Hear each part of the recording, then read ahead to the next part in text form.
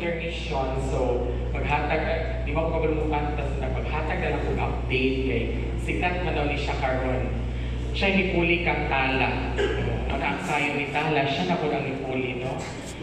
So, may hapon once again. So, as occupational safety and health practitioners and advocates, kabalo ta karon nga hot issue ang NCO or itawag nga 2019 Noval Coronavirus. So, sa naman sad ni siya, daan sa mga daw ang hangin o espiritu na nabot na sad sa ato ang lugar. As of yesterday, naanatay gitawag na kaning confirmed case sa Philippines.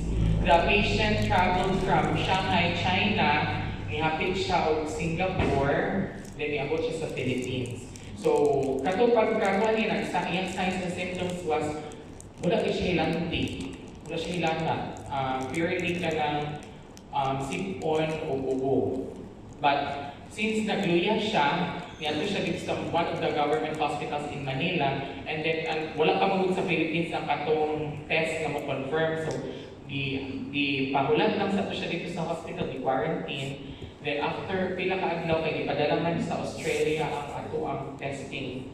So, ang confirmation kita, pagbalik is positive it siya. So, karon, isa sa mga atong buhaton is ang gibuhaton sa ato ang Department of Health is contact tracing. Kung isa tigang kadungan sa mga sakay sa aeroplano, mo to sila ang kanang submit sa ilang paggalingon. So, i-declare naman siguro sa Cebu Pacific through the Department of Health kung sa to siya ka-flight. So, kanang magpapulbaan, ginayin ka mga sakay, magbuhat ka mga aeroplano, kuyawan. So, when we say, so what do we need to know about what we call as Noval Coronavirus? The 2009 NCO, also known as Wuhan flu, dagan na siya nga, di binuangan na siya galan karon pero hindi man sa ingon nga magpanic ka, no, but we should all know how to prevent this. Kaya kabalo ko sa atong mga workplace karon, o even sa city sa Cagayan de Oro, kung mangutana ka sa mga parmasya, wala na yung mask. Working halos kanko na sa tantaw ang mask eh. Mahadlok, kung ngali lingi ko na dahil, hindi pwede nga nikaton ng tutulungan kay sipatan na rin. Kung magmakasasalan ta karon kung kung ka nang magbubo or natin ka nang mura o katul sa tutulungan. So, next slide please. So, current estimates for the incubation period, dili siya diretsuha pag may ka nga. For example, nag-istorya minister o nag-iubo ko sa mga tubangan, dili pagkaog ng ugma, mag-ubo na din ka. Dili siya yung nilala. Ang current karon, actually, developmental pa ni kay, even atong mga health experts sa WHO, di pa sila makahatag og sakto nga pila gid incubation period. So, kani siya nga datos is as of January 28. As of January 28, the incubation period ang kagaw makatakod siya sa kanang mo-develop siya sa tao is range from 2 to 10 days. Muna siya. So 24 hours, pag hindi mo nga lahi po ng allergic reaction ka ng tighatching sa puntag niya. Kaya mo na binimuha na magduda na ito, di ba signa ni corona? So kung naan na binimuha ka ng tagabuntag ito, tighatching ka ng ano itong kasabuntag kay Renedison yun, hindi na siya api sa kwan. So it originated, these estimates will be refined as more data become available. Sa kung ingon, hangtod karon dili pa definitive ang atong World Health Organization.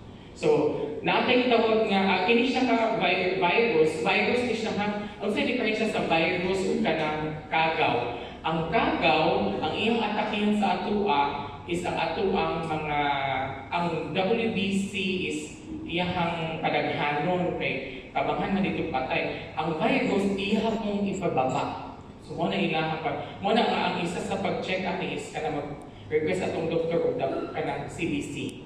Complete blood count. So, diyan makita natin pag mudrag gani ang gitawag na white blood cell count or WBC, muna siya ang signos nga virus ang nakakos nga nagluya or nasakit ang sa kapasyente or sa katao. Pag musaka ang WBC, bacteria ang rason. Kung pag ubos siya, virus ang rason. So, muna siya ang diferensya. So, It affected some countries over the world, including sa tungingon ang Philippines.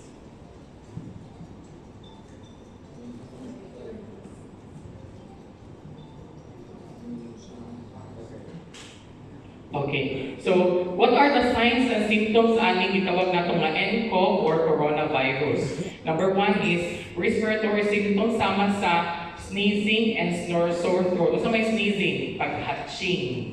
Sige hatching. Pero pag napunta ka sige hatching, dili na siya mao. Pero pag kanang dili pomon sa imo bang ka. Ano di ka letra mo kana work sige hatching karon na kuan.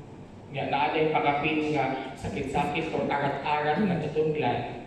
So one na isa mga signs and symptoms. Number 2 is fever or hilanat. Then ikatulo is lahi ang hatching, lahi po ang ubo o sipon. Cough and cough. Then pagkadugayan, humana ng 1, 2, 3, mupadulog siya sa shortness of breath. Saan ka na kulang punga, kanang kulang itong short imong paginhawa. Ang pinakalas is maglisod yun iginhawa. Huot, pag maginhawa mo sa katao. So with all these symptoms, next slide sir. Ano ang mga dapat gawin? So kung naana siya ng mga symptoms. So kabalo naman ito sa symptoms, pero before pataaning magkaroon or magkainani na symptoms, so saan itong dapat buhaton di ay? So we have number 1, avoid. So these are the principles according to the WHO as recommended sa ato ang Philippine government as adopted sa WHO. Number 1, avoid close contact with people suffering from acute respiratory infections. So kung naakatong naamay mga signs and symptoms, labi na katong naabi dahilan na kung pwede ma-avoid sila. Kung natay mga kauban sa balay, pwede nga labi nang di pa sa dili talaga sila gusto pa check up, ipa-wear sa sila og mask sa ilahang kwarto, then dili ingon nga kag dili ni istoryahon, no? So basta kay kung sa may atong defense ani, number 1, aside from avoiding, we have frequent hand washing. Kada human sa kun kay ang diha na pagpilit-pilit sa kuan, magdali-dali kayo ang virus nga naa siya maatuan nga kanang buhi kay dili kina sila magdugay sa kanang inanimate objects. Kung non-living things, taod-taod ana labi na ma-expose sila sa hangin, mamatay din ang virus. So frequent hand washing, especially after direct contact with ill people or their environment. So may sir, kinahanglan gid mag-mask. Okay, dili yun necessary mag-mask ang tanan. Pero kung muadto ka sa kanang lugar or dili nato familiar or dili nato ka na always adto as pero daghan kay tao nga nakabantay ka nga daghan o kanang naay ka pang ubog sipon kana ang taas na time or high time to wear mask. Pero pag usual lang nimo nga day to day, ayaw po pag-wear mask unless giingnan nga gi-require na ta. Then avoid unprotected contact with farm or wild animals. Atong sabi kayo pa sa WHO, dako ang posibilidad na kini ato ang kibali ang tao na ana siya katong nCoV nga virus. Pwede ko siya makuha sa hayop. So kung nilakaw ng tao, pwede ka naa sa hayop, especially kung magkaon og mga raw. Based sa investigation, isa day sa ilang gidudahan karon sa China is katong pangikaon sa mga taga-China nga mga wild animals, mga halas, bat, kanang paniki. Grabe, gipatanaw ko sa video, na kanang yung paniki or kasi tawag sa kanang bat ang sa English, pero ang sa Bisaya, ang sa kabog. Kanang magkakaon ni mo ang kabog mga iro ang naong nga nay pakbo nga giluto gitiplahe hiwa kanang ilang yung exit sa pakbo kakano ni nga kaning sa law sa i-describe mo dito nga mura kuno og mas laki pa sa manok. Wow. So ang pork meat so grabe gid ka exotic dito po sa China mahilig gid sila og kanang raw sa halas kay some of parts sa China ang kanang dugo sa halas, huwag ilagay mo o kanang wine. Sinana ang ilahang practice ito. So, Of course, avoid contact ay perhaps isa sila sa kanang mo makataboy sa sakit. Then, people with symptoms of acute respiratory infection should practice cough etiquette kita. Okay. Sa atong ngayon, dili naman necessary mag-mask unless na may nai-require o kini area mosulod ka ng mga facility nga daghang di pang-ubok. So, unsa maging ang cough etiquette nato? So, para nga kita mismo, dili ta makatakot kung naamang ganing ana. Ato yung i-practice ato mga company nga kung mag-ubo, it's either nga ayaw din sa kamot, kanang sa elbow ang gamiton, sa cough. Then, kung mas maayo kung na-tissue, kaya natin kitawag nga catch, kanang prevent and kill. So, man ka, catch na kato pag-ubo. Sunod, prevent, ayaw ilamay bisag asa. Ilamay siya sa katurabing basurahan na ay mga tissue. Ang kill dayon is use alcohol. So, ang atong alcohol nga gamiton, dili pwede ang atong 40%. Natay alcohol, di ba nga, 40% ra. Ang atong yung gamiton nga alcohol sa pag-atong sa atong kamot is katong 70%. Bahala kay isopropyl or ethyl, basta kay 70% alcohol. Bitbita sa bus, or kaya basit nga kanang wala yung tissue, nakahatsyon, ginamit ka sa imong kamot. Sige, ayaw na hikap-hikap sa uban na kanang gamit sa mga lamisa, sa imong kauban. Kuhaan dito sa imong tissue, sa imong bag, or sa pag-alcohol dayon. Ayaw na ika na i-spread. Ako i-spread sir kay spread the love ng puno. So, kana siya. Then, of course, bisan pag-unsa ka maayo atong prevention, mag-isa pag-mask ka pertindighana, kung ang atong yung lawas is di wala po siya anak nga kanang saktong protection. So, number one yun yung prevent sa virus is atong proper hydration. So, karon nga naatay gitawag nga threat sa atong health which is ang kanang virus, kung ang atong inom na lang sa una is between 8 to 10 glasses, pwede atong tasan karon og 12 hangtod sa 15 ka baso sa usa ka adlaw. Usahay ra ba kay tungod sa kabisi, majority sa ato ang dili na gyud makainom og tubig labi na ako magtrabaho. Sakto?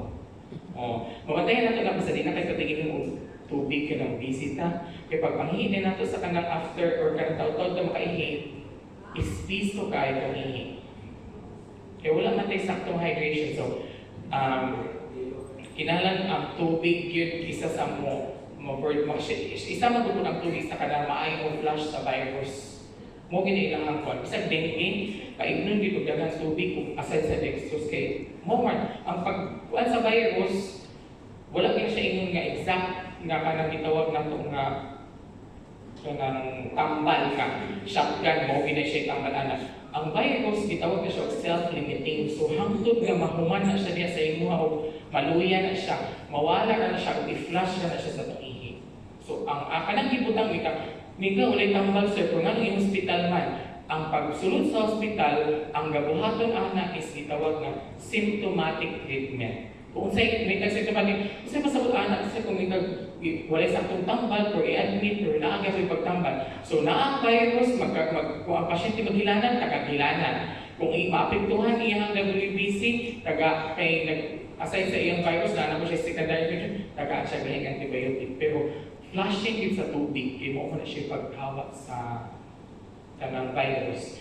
Then, aside from kanang water, is para mubus atong immune system, barato kaayo ni siya nga prevention. Natay gitawag nga ascorbic acid na ay generic, tag-tira na, tag-50 ang isa ka tablet. Vitamin C, ascorbic acid. So, katong mga ay, sir, di mo ko pwede anak, ay, kung man ako piyan ka na, dali ko mabigil. So, ayaw kami ng vitamin C ka na medyo busog-busog ka. Ayaw kaon sa kanang. Kaya hapdos mo siya sabihan ang vitamin C. Then, pag persist, hindi siya nga symptoms, ayaw pagduha o consult sa atong doktor. Okay? So, these are our advisory from WHO. Number one, to reduce our risk for the infection ng coronavirus. Clean hands with soap and water. Pag walay soap and water, we have alcohol base. Kung saan ito alcohol dapat? 70%. Okay. Kaya ang 40% gusto na siya. Cologne. Okay. Then number two, cover nose and mouth when coughing and sneezing with tissue or flex elbow. Ayun, hindi hatching sa imong kamot. Kaya pag kumusta, lamano dahil yun, share. Share the love. Share the virus. Okay, number 3 is avoid close contact with anyone with colds or flu-like symptoms.